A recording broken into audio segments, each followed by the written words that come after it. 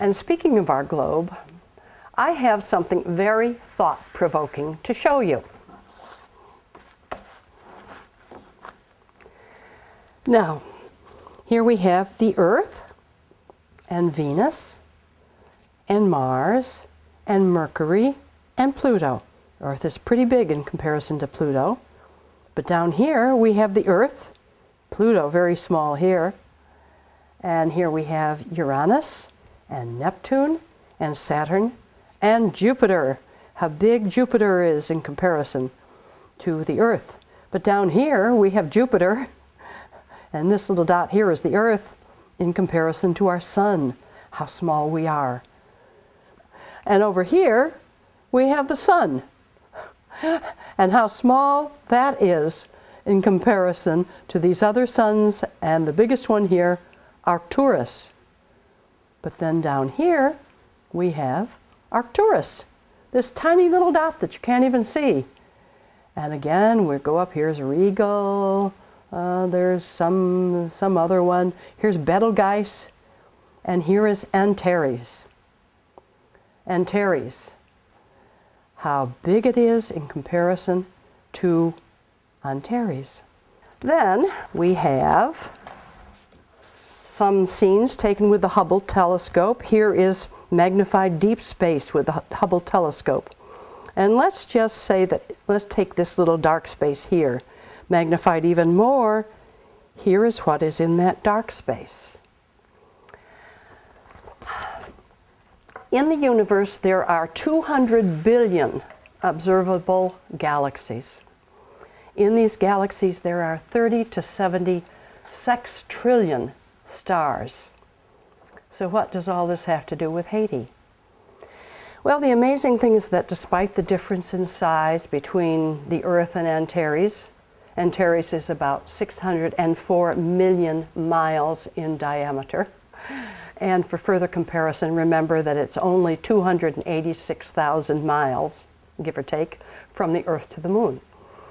And despite the incredible distances between all the estimated 200 billion galaxies and the 30 to 70 sextrillion stars, Betelgeuse, for instance, is about 1,500 light years from Earth. The distance that light travels in a year is about 6 trillion miles. So that Betelgeuse is about 9,000 trillion miles from Earth. Despite such mind-boggling numbers, everything in the universe is one.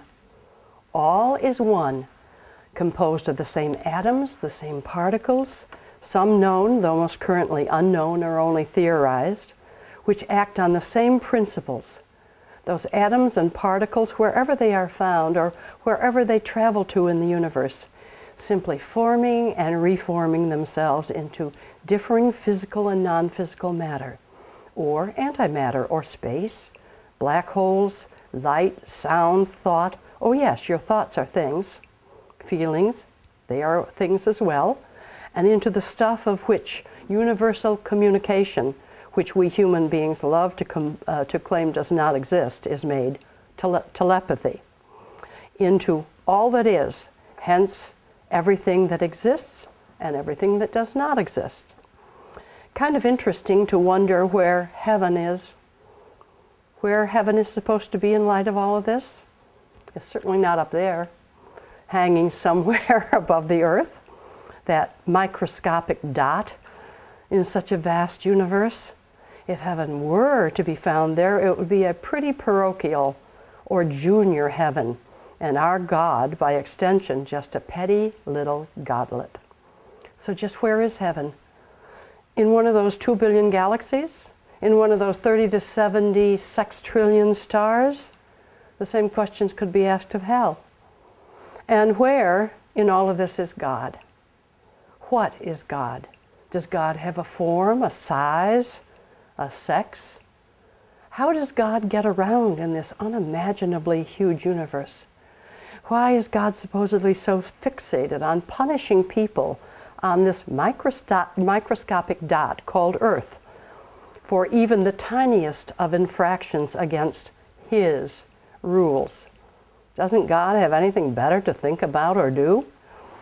And why would what must be obviously such a majestic, unutterably expansive and all-pervasive God want people to sit around and praise and worship it and pray to it over and over and over, rather than getting on with their lives, doing wonderful things with that fabulous gift, life?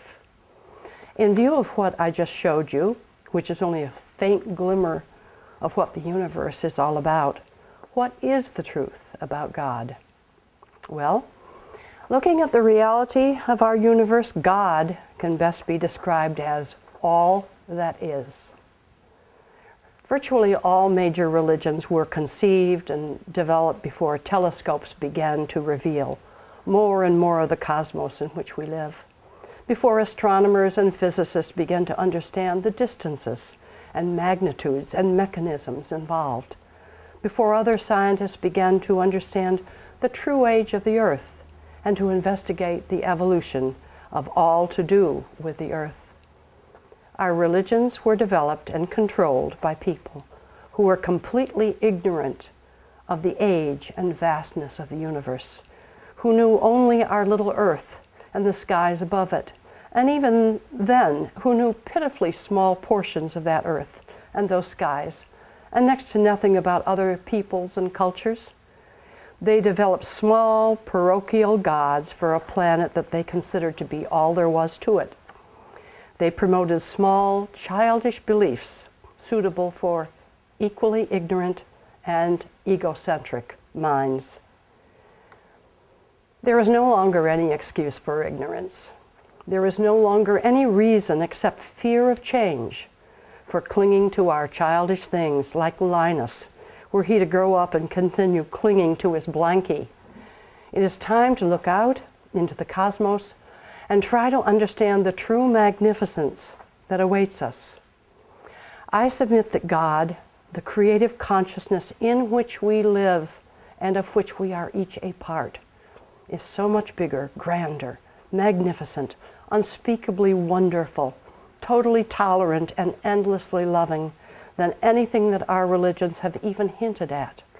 So grand, so magnificent, that our little minds will never be able to wrap themselves totally around the full truth of that God, all that is. But we must be brave and seek to understand more and more. This will not be easy. Most religions have done nothing to help us expand our horizons, because those religions are, and ever have been, controlled by men with vested interests in our continuing ignorance and obedience, bent on treating worshipers as children, demanding the complete belief and faith of those worshipers, and throwing the fear of God into them should they disobey, in order to achieve power and riches and high station for themselves. Very seldom have men of honest faith and intent attempted to impart a true understanding to the world, and those men, along with the great teachers who frequently come among us, have been killed or otherwise silenced almost as soon as they open their mouth.